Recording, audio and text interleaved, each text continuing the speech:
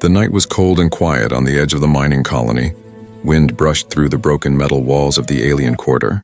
Inside a tiny shelter, a dim blue lamp flickered, showing an alien mother named Lira sitting beside her little daughter, Miri. Tomorrow was Miri's birthday, and she was turning 7. All she wanted was a Starlight Doll, the kind that glowed and sang soft human tunes when hugged. But those dolls cost more than Lira made in a whole month. Miri's small hands tugged at her mother's sleeve. "Mama, it's okay if you can't buy it," she said, her voice gentle but sad. "Maybe next year?" Lira smiled weakly, hiding her tears. "Of course, next year." "My light," she whispered, though deep inside. She knew next year might be no different. Her job cleaning the human quarters barely gave them enough food. Outside, thunder rolled across the sky. Rain began to fall, leaking through the thin roof. Lira placed a bucket to catch the drops. Miri crawled into her lap and held a small rag doll. One Lira had made from old cloth. The stitches were rough and the stuffing uneven, but Miri held it close anyway. "Do you think the humans play with dolls too?" Miri asked suddenly. "Yes," Lira said softly. "But theirs can talk, glow, even sing songs." Miri smiled a little. "Maybe mine will sing too, one day." Through the cracks of their wall, a faint light shone. A human engineer named Eli Grant was fixing a broken vent near their home. He heard their voices. He wasn't supposed to listen, but something about the sadness in that little girl's tone made him pause. He watched as the mother stroked her child's hair, humming a soft alien lullaby.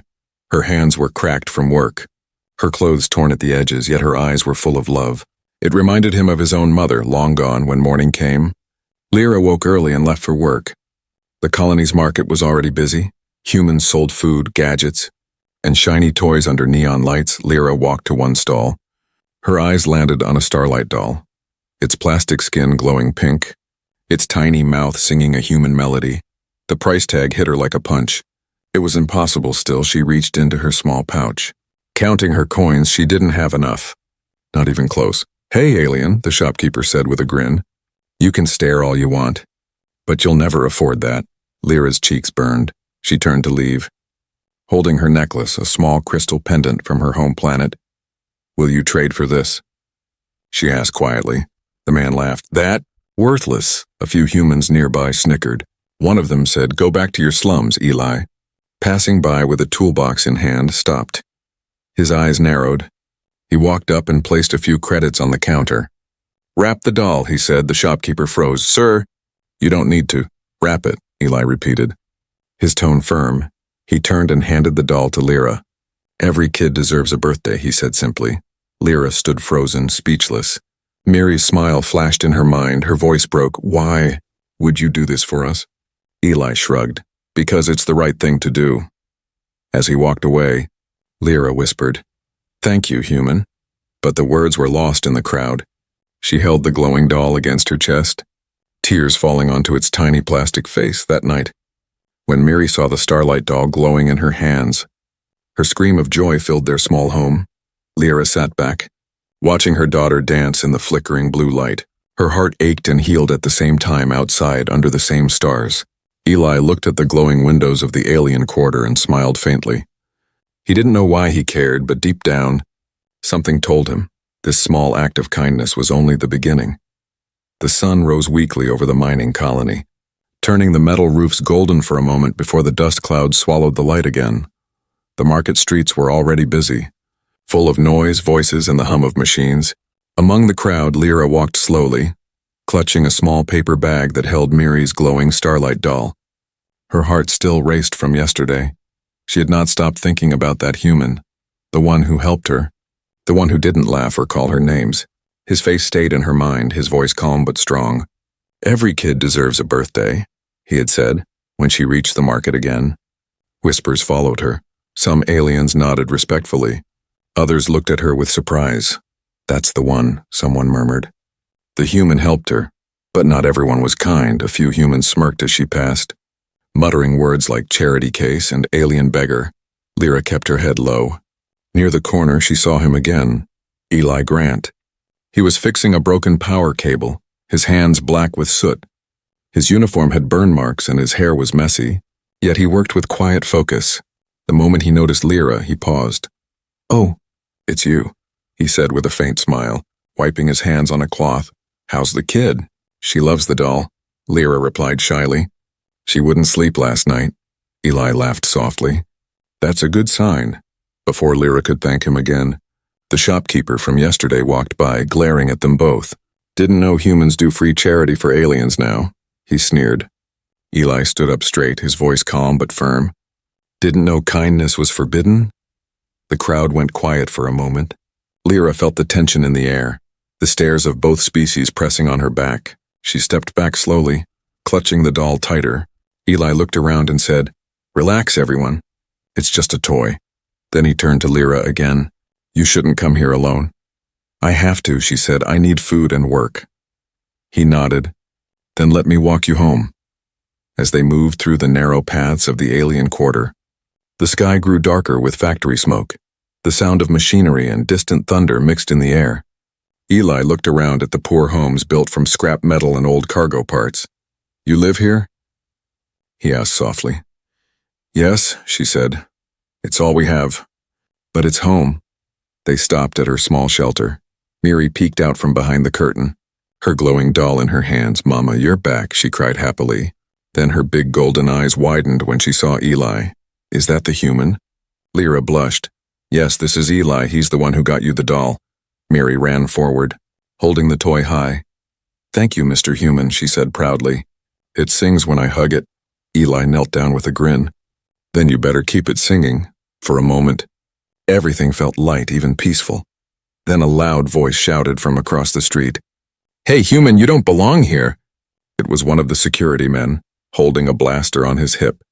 His tone carried disgust. You know the rules. Humans don't enter alien quarters, Eli sighed, standing slowly. Just leaving, he said. He gave Lira a quick nod and whispered, Take care of her, before walking back toward the factory zone. Lira watched him until he disappeared behind the smoke. Her heart beat faster, not from fear, but from something new, something she hadn't felt in years, hope. That night, as she tucked Miri into bed, the child whispered, Mama, do you think the nice human will visit again? Lira smiled faintly, looking out through the thin wall toward the human sector. Maybe, she said softly, maybe he will. Far away, Eli sat in his small workshop, staring at the faint glow of the colony lights in the distance. He didn't understand why he couldn't stop thinking about them, the alien mother and her daughter. But deep down, he knew one thing for sure. His life had changed the moment he bought that doll.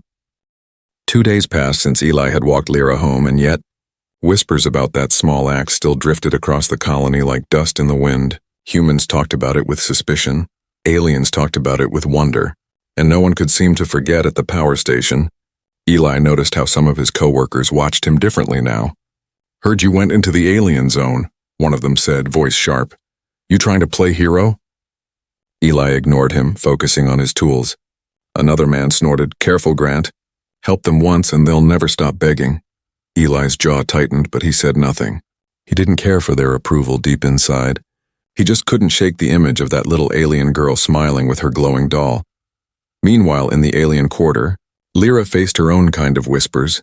Some aliens avoided her, afraid humans would target her for making contact. Others quietly admired her courage. He gave her child a doll, they whispered, a human gift. A dangerous thing. Lira didn't know what to think. All she knew was that her daughter was smiling again, and that meant everything. That evening, as the market lights flickered to life, Lira carried a small basket of handmade cloths, trying to earn a few extra coins. The same vendor who mocked her before avoided her eyes now. Guilt or pride, she couldn't tell. As she arranged her cloths, she heard a familiar voice behind her. You're working late again, Eli said, his tone easy but kind. She turned, startled but smiling. You shouldn't be here. He shrugged. Guess I never follow rules that don't make sense. She shook her head softly. If the guards see you, then I'll fix their power lines for free, he joked, making her laugh. The sound surprised both of them. It was the first time Lira had laughed in months. The tension around them softened. Eli helped her pick up a fallen basket. Their hands brushed for a second and something warm passed between them. From across the market, eyes watched them. A group of miners whispered, There, that's him, the human who thinks aliens are people. Their laughter was low and cruel. But Eli didn't hear, or maybe he didn't care. Why do you help us?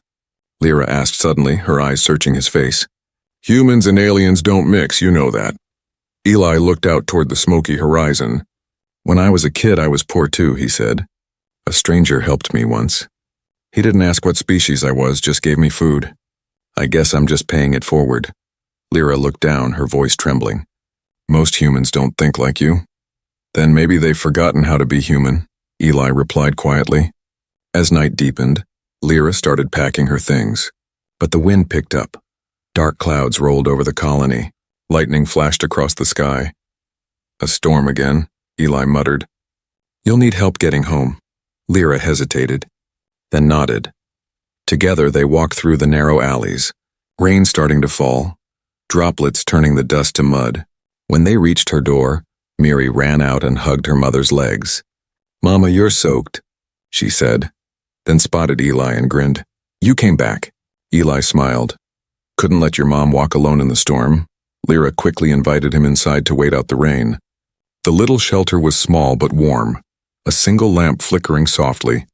Miri offered him a small cup of warm root tea. It's sweet, she said proudly. Mama made it. Eli took a sip and smiled. It's the best tea I've ever had. The storm raged outside, thunder shaking the walls inside. Laughter filled the tiny space, soft and pure for the first time. They all felt like equals, not alien, not human. Just people sharing a moment of light in a dark world. But outside, in the shadows beyond the shelter, someone stood watching. A figure in a guard's uniform, a faint red light blinking on his communicator. His voice was cold as he whispered into it. Confirmed.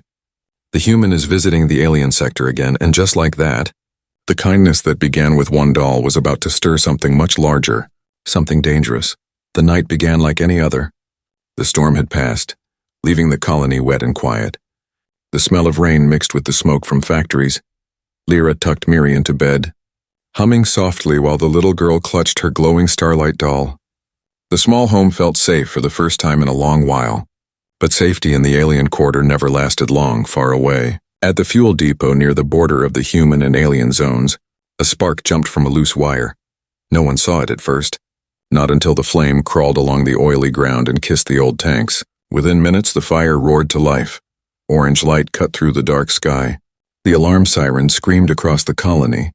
People shouted and ran as smoke poured over the streets. Lira woke to the sound of chaos. Miri sat up, frightened. Mama, what's happening? Lira rushed to the window, her heart froze.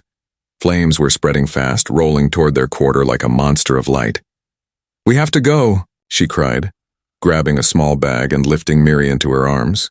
Outside, panic filled the air. Aliens and humans ran in every direction, trying to save what they could. The fire crews were overwhelmed. The flames moved faster than anyone expected, consuming homes, turning shadows into ash. Eli was still at the power station when he heard the call through his radio. Fuel depot explosion near Sector 9. Fire spreading to alien housing. He dropped his tools instantly, ignoring his supervisor's shout.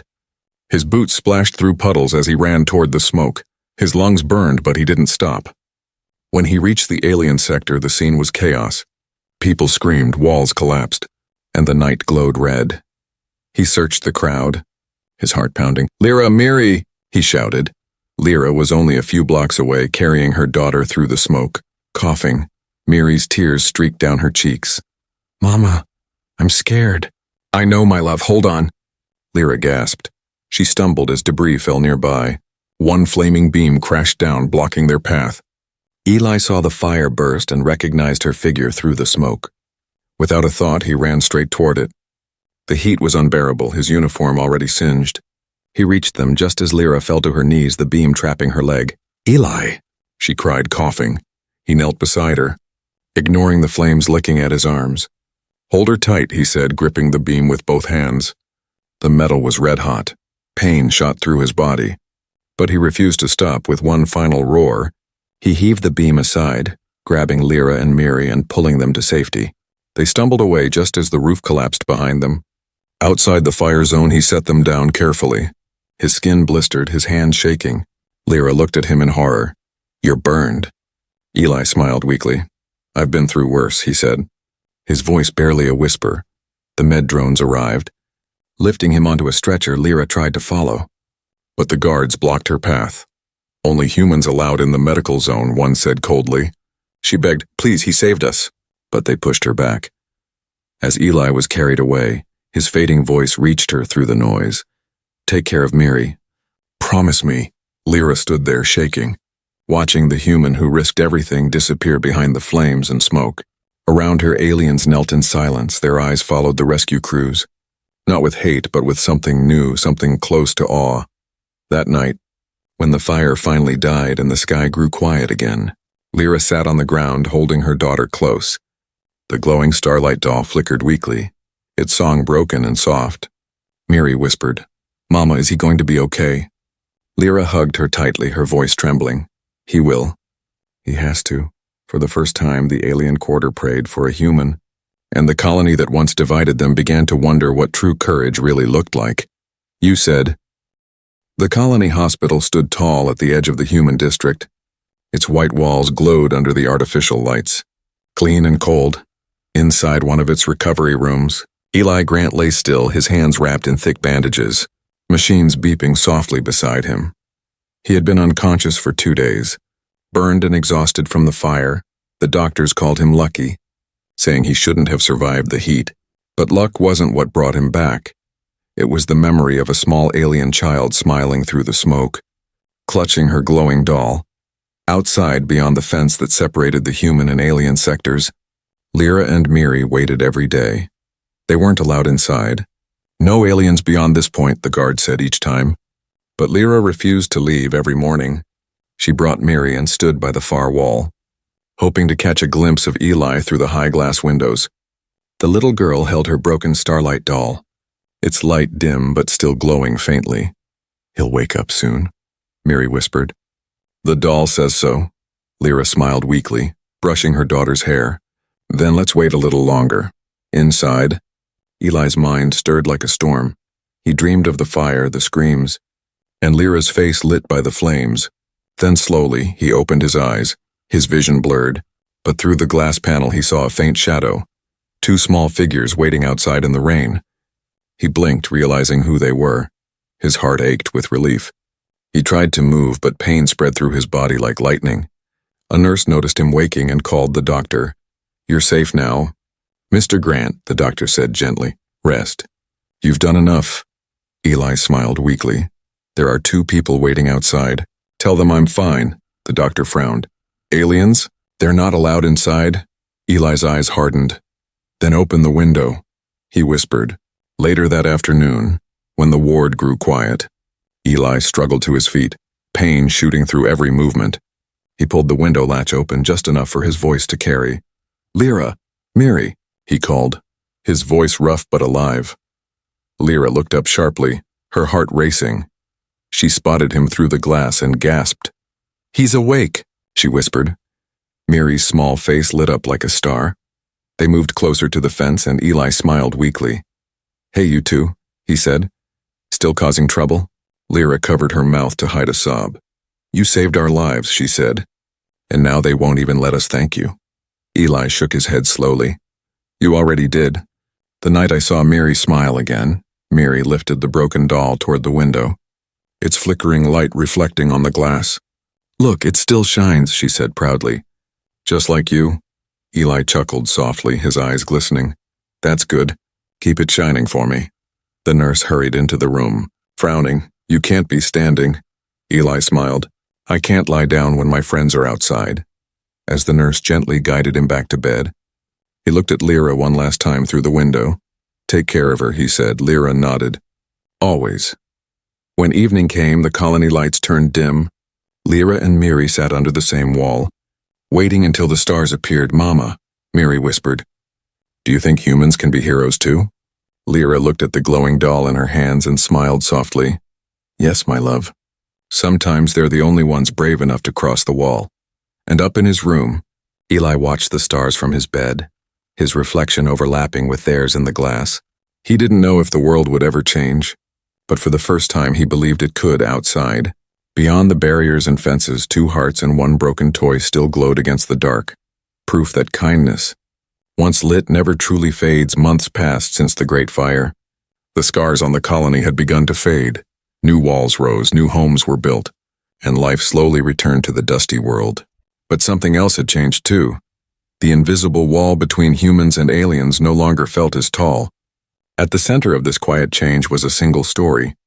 The story of a human who ran into fire to save an alien mother and her child. The colony's newspapers called it the Act of Unity, though Eli never saw himself as a hero. He was still healing, his hands wrapped in light gloves, and though he could no longer work as before, he spent his time helping rebuild homes, using his engineering skills to repair the alien quarters' lights. The aliens watched him work, unsure at first, then grateful. One afternoon, Lira approached him. Carrying a small box, her steps were shy but steady. "You shouldn't be out in the dust," she said softly. Eli smiled. "Can't sit still." "I get bored," she laughed quietly and opened the box. Inside were small glowing dolls. Starlight Dolls she had made by hand. "I started making these," she said, "for alien and human children. They call them peace dolls now." Eli picked one up, its eyes made of tiny glass beads, its light gentle and warm. "You made this?" he asked, surprised. Lira nodded. "Yes, and the first one goes to you." He chuckled. "I don't have any kids." "You don't need to," she said. "You already gave hope to mine." As evening fell, the colony prepared for the annual Festival of Lights, a celebration meant to honor those lost in the fire and the unity that came afterward. For the first time, both humans and aliens would attend together.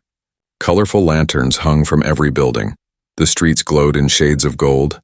Pink and blue music echoed across the colony. Not from human bands or alien choirs alone, but both. Together, Lira's small stall stood in the center square, full of glowing dolls and trinkets. Miri sat beside her, handing toys to children. Her laughter filled the air, bright and full of life. Eli worked nearby, fixing a string of lanterns that had gone dark. A reporter carrying a hollow camera approached them. "You're Eli Grant, right?"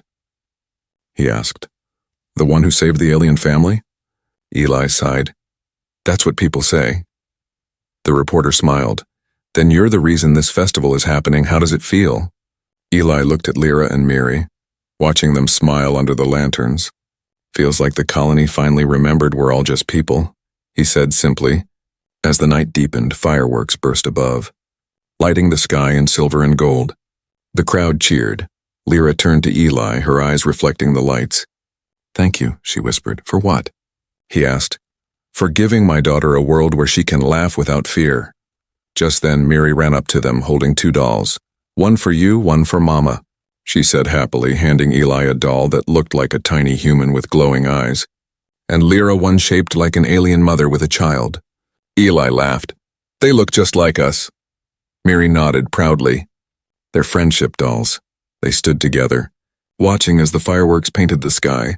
Around them, humans and aliens danced, shared food, and sang songs together. The old hatred seemed to melt away in the glow of shared light as the festival came to an end. Eli looked around and said softly, "Funny, it all started with one toy." Lira smiled. "Yes, one doll, one act of kindness, and one brave heart." The wind carried their laughter through the colony, mixing with the music and the hum of glowing lanterns. For the first time in years, the world didn't feel divided by walls or fear. It felt whole, shining bright under the endless stars. Years had passed since the night of the Great Fire. The colony that once stood divided was now alive with new colors. New schools, new homes, and new friendships grew where fear once lived. The Festival of Lights became an annual tradition, a reminder of unity, and of one human who saw beyond the walls. Eli Grant had grown older, his hair streaked with gray, but his spirit was the same.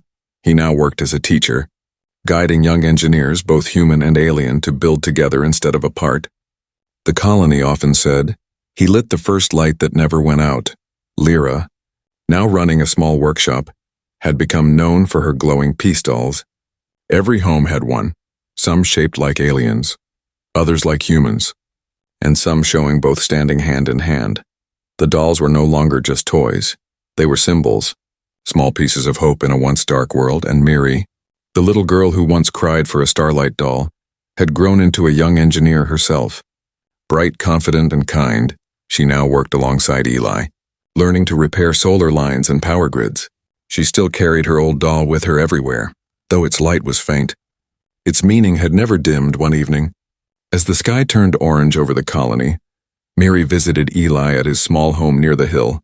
"Teacher," she said, knocking softly, "the governor wants you to open the new power tower tomorrow." Eli smiled, leaning on his cane. "So they still want an old man like me to push the button?" "You're not just any man," she said, grinning. "You're the man who started everything," Eli chuckled. "Started it?" "No, Miri, you and your mother did. I just bought a doll." Miri laughed. "And that one act changed our world." That night, they walked together to Lira's shop. The walls shimmered with soft blue light. Hundreds of dolls hanging like tiny stars. Lira looked up as they entered, her face warm with pride. "You came," she said. "I have something for you." She reached behind the counter and pulled out a small glass case. Inside was a new doll, glowing brighter than any other. It showed a human and an alien holding a single lantern together. Their hands joined. "This is for you, Eli," she said softly. "The first of a new kind, the Unity doll. Made in your honor." Eli held the doll carefully, his eyes wet. "I don't know what to say." "Say nothing," Lira whispered. "Just know we remember." Outside, the colony lights began to dim one by one as the festival was about to begin. Crowds filled the streets holding lanterns high, humans and aliens side by side. Waiting for the first light to rise, Eli, Lira, and Miri stood at the balcony overlooking the square. The governor handed Eli a small switch connected to the central tower. "Mr. Grant," he said, "will you do the honor?" Eli looked out over the crowd, his voice gentle. "This light doesn't belong to me, it belongs to everyone who learned to see each other as people." Then he pressed the button.